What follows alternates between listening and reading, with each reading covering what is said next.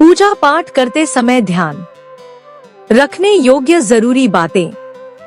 हिंदू धर्म में पूजा पाठ को बड़ा महत्व दिया गया है और रोज भगवान की पूजा को अनिवार्य बताया गया है।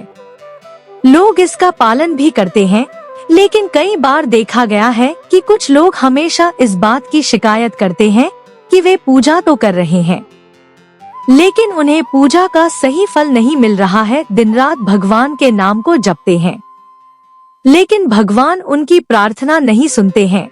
इसके कई कारण हो सकते हैं, लेकिन एक बड़ा कारण पूजा के नियमों में कुछ गलतियां होना है। लोग जाने अनजाने में भगवान को कुछ ऐसा चढ़ा देते हैं जो उन्हें प्रिय नहीं होता है।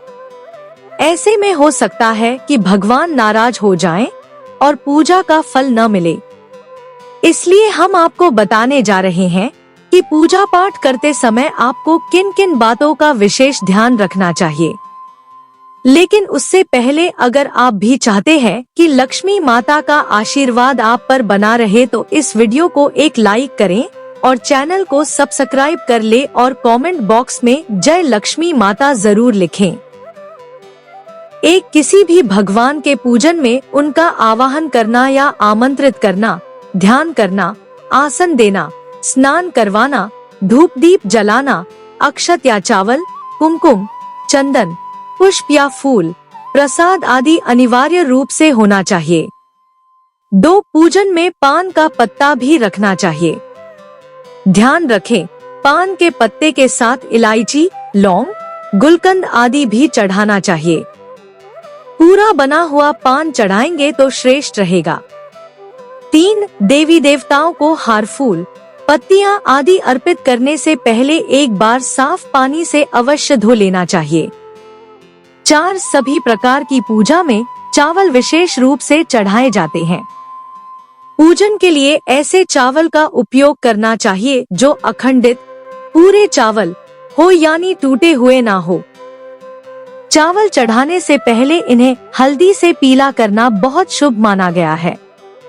इसके लिए थोड़े से पानी में हल्दी घोल लें और उस घोल में चावल को डुबोकर पीला किया जा सकता है। पूजन कर्म में इस बात का विशेष ध्यान रखें कि पूजा के बीच में दीपक बुझना नहीं चाहिए। ऐसा होने पर पूजा का पूर्ण फल प्राप्त नहीं हो पाता है। भगवान विष्णु को प्रसन्न करने के लिए पीले रंग का रेशमी कपड़ा चढ़ाना चाहिए। माता दुर्गा, सूर्य देव व श्री गणेश को प्रसन्न करने के लिए लाल रंग का, भगवान शिव को प्रसन्न करने के लिए सफेद वस्त्र अर्पित करना चाहिए।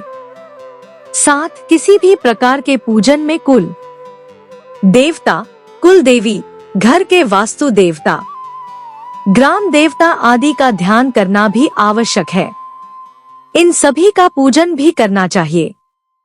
पूजन में हम जिस आसन पर बैठते हैं उसे पैरों से इधर उधर खिसकाना नहीं चाहिए। आसन को हाथों से ही खिसकाना चाहिए। यदि आप प्रतिदिन घी का एक दीपक भी घर में जलाएंगे तो घर के कई वास्तु दोष भी दूर हो जाएंगे। सूर्य, गणेश, दुर्गा, शिव और विष्णु ये पंचदेव कहलाते हैं। इनकी पूजा सभी कार्यों में अनिवार्य रूप से की जानी चाहिए। प्रतिदिन पूजन करते समय इन पंचदेव का ध्यान करना चाहिए। इससे लक्ष्मी और सुख समृद्धि की प्राप्ति होती है। 11 तुलसी के पत्तों को 11 दिनों तक बासी नहीं माना जाता है। इसकी पत्तियों पर हर रोज जल छिड़ककर पुनः भगवान को अर्पित किया जा सकता है। तुलसी के पत्तों को बिना स्नान किए नहीं तोड़ना चाहिए। शास्त्रों के अनुसार यदि कोई व्यक्ति बिना नहाए ही तुलसी के पत्तों को तोड़ता है तो पूजन में ऐसे पत्ते भगवान द्वारा स्वीकार नहीं किए जाते हैं। 12 दीपक हमेशा भगवान की प्रतिमा के ठीक सामने ही लगाना चाहिए। कभी कभी भगवान की प्रतिमा के सामने दीपक न लगाकर इधर उधर लगा दिया जाता है, जबकि यह सही नहीं है। 13 घी के दीपक के लिए सफेद रुई की बत्ती का ही उपयोग किया जाना चाहिए, जबकि तेल के दीपक के लिए लाल धागे की बत्ती श्रेष्ठ बताई गई है। 14 पूजन में कभी भी खंडित दीपक नहीं जलाना चाहिए।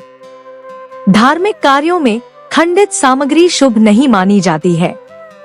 15 शिवजी को बिल्व पत्र अवश्य चढ़ाएं और किसी भी पूजा में मनोकामना की सफलता के लिए अपनी इच्छा के अनुसार भगवान को दक्षिणा अवश्य चढ़ानी चाहिए, दान करना चाहिए। दक्षिणा अर्पित करते समय अपने दोषों को छोड़ने का संकल्प लेना चाहिए। दोषों को जल्दी से जल्दी छोड़ने पर मनोकामनाएं अवश्य पूर्ण होंगी। 16 भगवान सूर्य की 7, श्री गणेश की 3, विष्णु जी की 4 और शिव जी की 1 या 2 परिक्रमा करनी चाहिए। 17 घर में या मंदिर में जब भी कोई विशेष पूजा करें तो अपने इष्ट देव के साथ ही स्वस्तिक, कलश, नवग्रह देवता, पंच लोकपाल, षोडश मातृका, सप्त मातृका का पूजन भी अनिवार्य रूप से किया जाना चाहिए। इन सभी की पूरी जानकारी किसी ब्राह्मण पंडित से प्राप्त की जा सकती है। विशेष पूजन पंडित की मदद से ही करवानी चाहिए ताकि पूजा विधिवत हो सके। 18 घर के किसी भी पूजा स्थल पर कबाड़ या भरी सामान रखें। 19 भगवान शिव को हल्दी नहीं चढ़ाना चाहिए और न ही शंख से जल चढ़ाना चाहिए। 20 पूजन स्थल पर पवित्रता का ध्यान रखें। चप्पल पहनकर कोई मंदिर तक नहीं जाना चाहिए। चमड़े का बेल्ट या पर्स अपने पास रखकर पूजा न करें। पूजन स्थल पर कचरा इत्यादि न जमा हो पाए। 21 मंदिर में लगे सूखे हार फूल हटा देने चाहिए। 22 हमेशा भगवान श्री गणेश की आराधना से पूजा प्रारंभ करें। श्री गणेश को तुलसी दल चढ़ाने से बचें। भगवान गणेश को तुलसी दल चढ़ाने से दोष लगता है।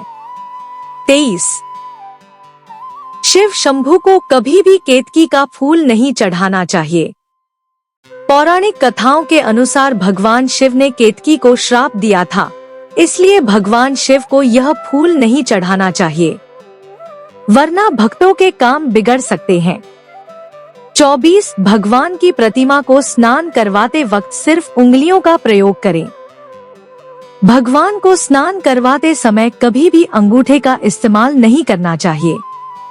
ऐसा करने से भगवान अप्रसन्न होते हैं और घर में विपत्ति आती है। 25 दीपक को कभी भी जमीन पर रखकर प्रज्वलित ना करें।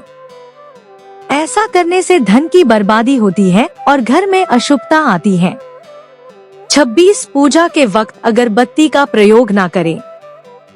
ऐसा इसलिए क्योंकि इसे बांस की लकड़ियों के साथ बनाया जाता है और बांस की लकड़ियों का प्रयोग अंतिम संस्कार में किया जाता है, इसलिए इसे अशुभ माना गया है। 27 रविवार के दिन तुलसी के पत्ते तोड़ने से बचें। मान्यताओं के अनुसार रविवार के दिन तुलसी के पत्ते तोड़ने से भगवान विष्णु अप्रसन्न होते हैं। 28 भगवान शालिग्राम को कभी भी चावल अर्पित नहीं करना चाहिए। वास्तु शास्त्र के अनुसार ऐसा करने से दोष लगता है। 29 पूजा में गंदे कपड़े पहनकर ना बैठें। कभी भी गंदे कपड़े पहनकर पूजा नहीं करनी चाहिए। मान्यताओं के अनुसार ऐसा करने से घर में दरिद्रता आती है।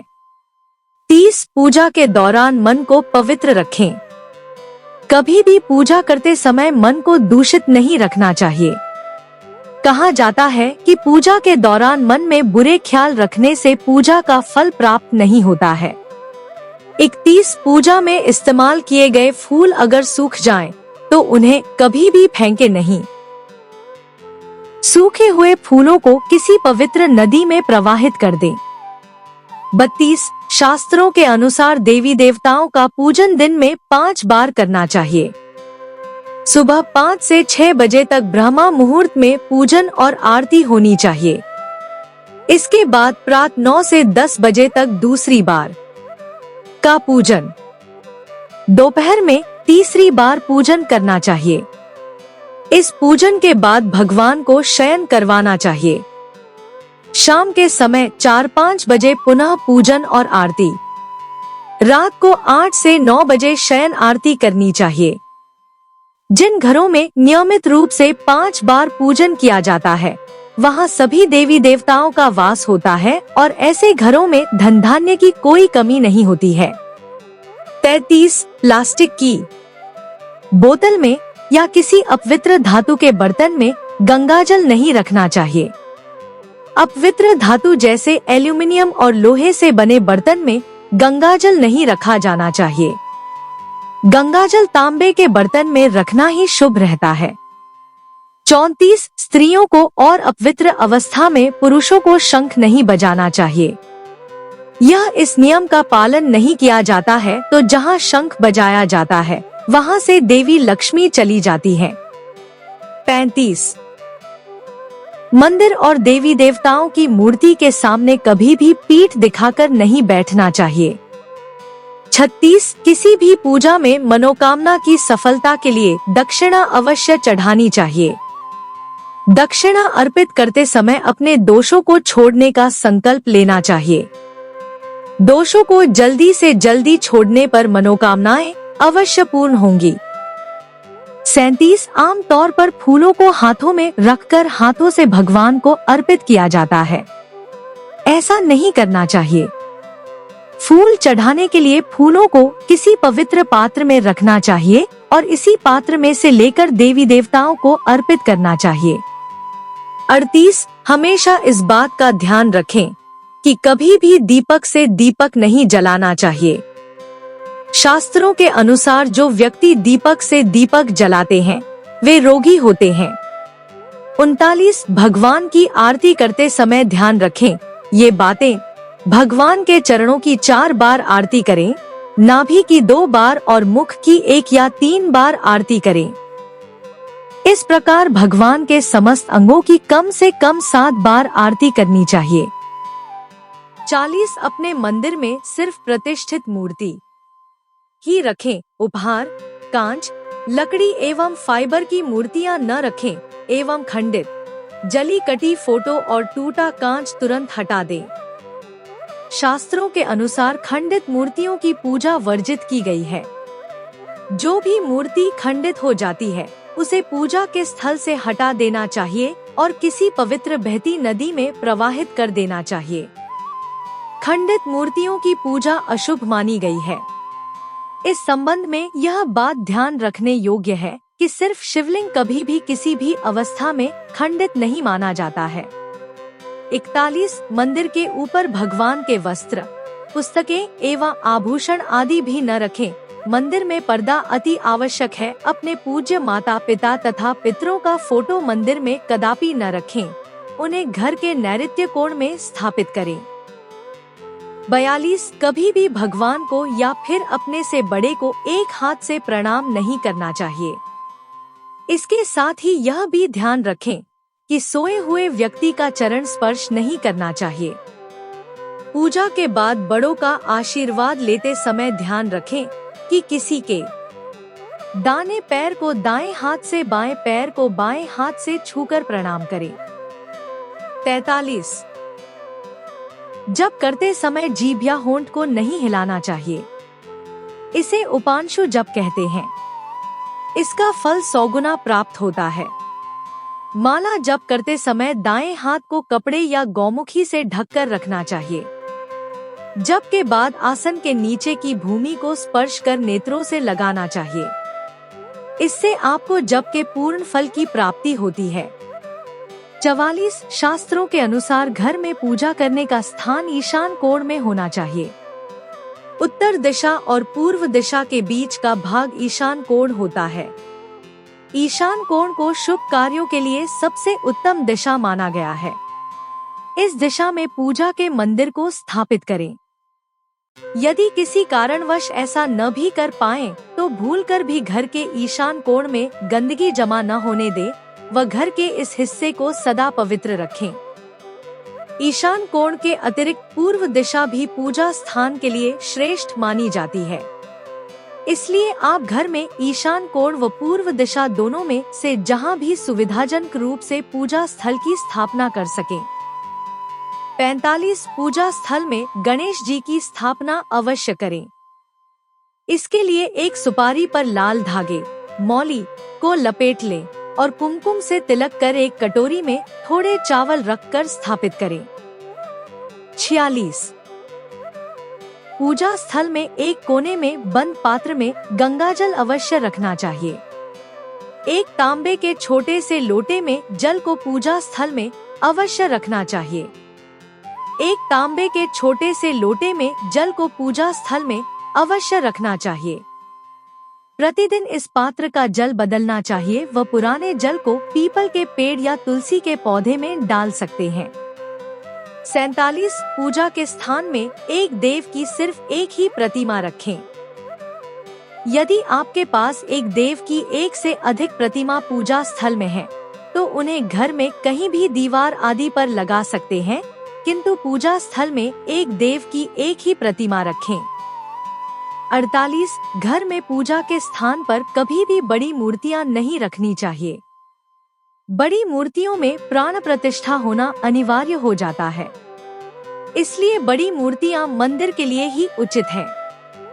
पूजा स्थल में छोटी मूर्ति रख सकते हैं। 49। पूजा करने के स्थान पर भूलकर भी अपने पितृदेव, स्वर्गीय माता, पिता या गुरु की फोटो न लगाएं।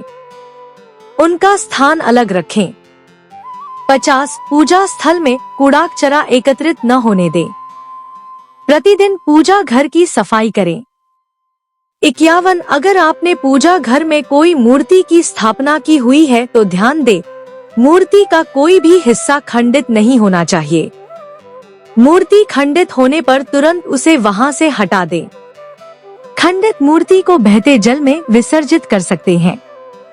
52। पूजा के समय यदि संभव हो तो शुद्ध देसी गाय के घी का प्रयोग करें व भोग लगाने के लिए अग्नि में गाय के गोबर के कंडों, उपलों का ही प्रयोग करना उत्तम माना गया है। 53। पूजा पाठ के समय दीपक कभी भी बुझना नहीं चाहिए। शास्त्रों में यह एक बड़ा अपशगुन माना गया है। 54। पूजा पाठ के समय गुग्गल युक्त धूप बत्ती का प्रयोग करें। गुग्गल घर के वातावरण को शुद्ध और घर से नकारात्मक ऊर्जा या बुरे दोष को दूर करती है। 55। रात्रि को सोते समय पूजा स्थल को लाल पर्दे द्वारा ढक दे व सुबह होने पर पर्दे को हटा दे। 56। पूजा करते समय भगवान को फूल चढ़ाना शुभ माना जाता है। कुछ फूल देवी देवताओं को विशेष रूप से प्रिय होते हैं और फूल चढ़ाते समय इस बात का ध्यान रखना चाहिए। जैसे दुर्गा माँ को लाल और भगवान विष्णु को पीले रंग के ही फूल चढ़ाने चाहिए। पूजा में कभी भी बासी फूल नहीं चढ़ाने चाहिए, यह अशुभ माना जाता है।